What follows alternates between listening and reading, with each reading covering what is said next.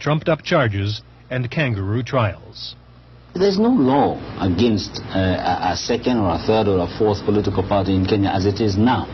Nobody stops you organizing a political party. It's just the nature of the people that stops you, because once you start a political party, it tends to fizzle out within 2 years. That happened before under President Kenyatta.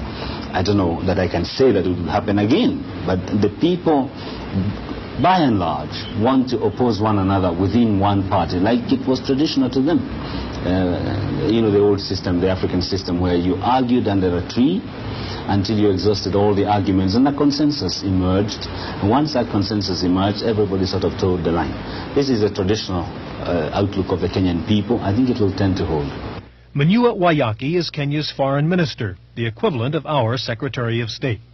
Wayaki is considered among the brightest of Kenya's politicians and a likely choice to one day be president.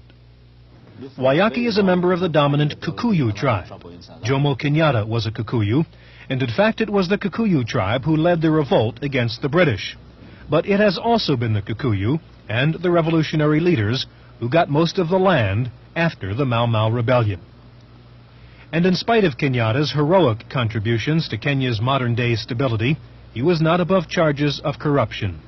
Kenyatta reportedly made a lot of money protecting poachers. His successor, President Moi, is said to have taken bribes when he was in charge of issuing immigration permits. And in fact, despite Kenya's revolution, which was aimed in part at narrowing the gap between the rich and the poor, Kenya's free capitalist economy still leaves a wide gap between the haves and the have-nots. In the new setup, there was always a danger that some smart section would go off and become very good capitalists, perhaps surpass you in the West. And this is exactly the problem.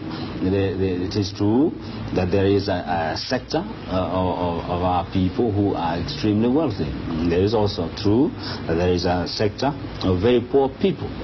But it is also true to say that our government is trying to arrange things in such a way, particularly in the next development plan, that whereas we concentrated mostly in the high production areas in our budget allocations, this time we're going to allocate finance from the budget for the poorer people. Wayaki's specialty, though, is foreign affairs, not domestic matters. And in fact, Kenya has become an increasingly important ally to the United States ever since the revolution in Iran and the Soviet invasion of Afghanistan. The United States recently signed a long-term agreement with Kenya to use its port city of Mombasa as a military base and staging area for possible action in the Persian Gulf.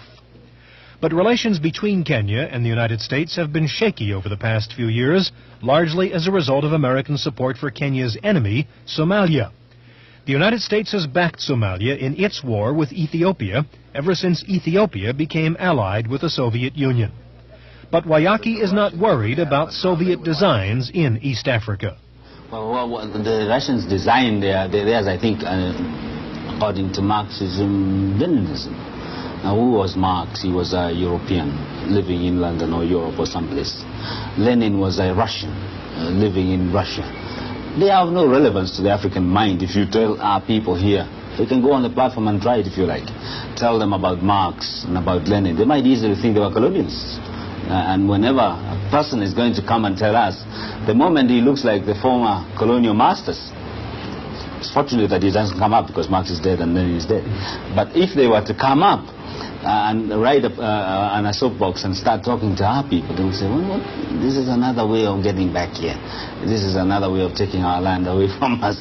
These are real problems. I don't think that the way you look at it from the U.S. is really relevant to the way we Africans look at our own problems. It's not always the same.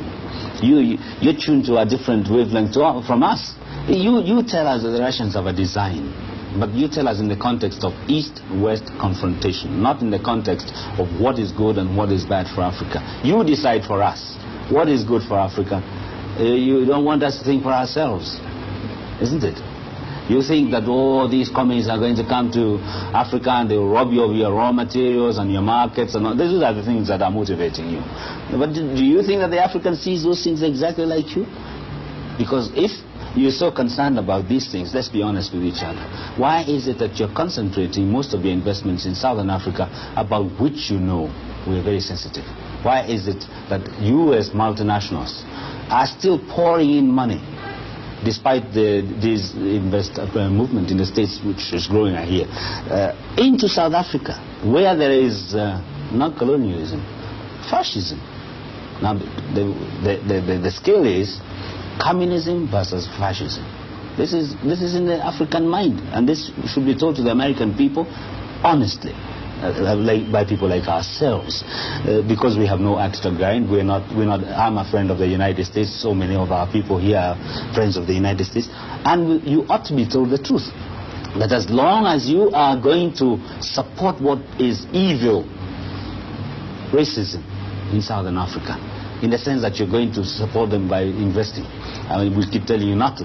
As long as you are prepared to veto things at the Security Council level, and so on, you will find that the African mind will look at you with some kind of suspicion. So when you tell them there's a huge Russian bear that's going to grab you and knock you down, they say, oh, and what about that huge fascist bear in South Africa, which is already knocking me down, leave alone the Russian one, which is going to come tomorrow.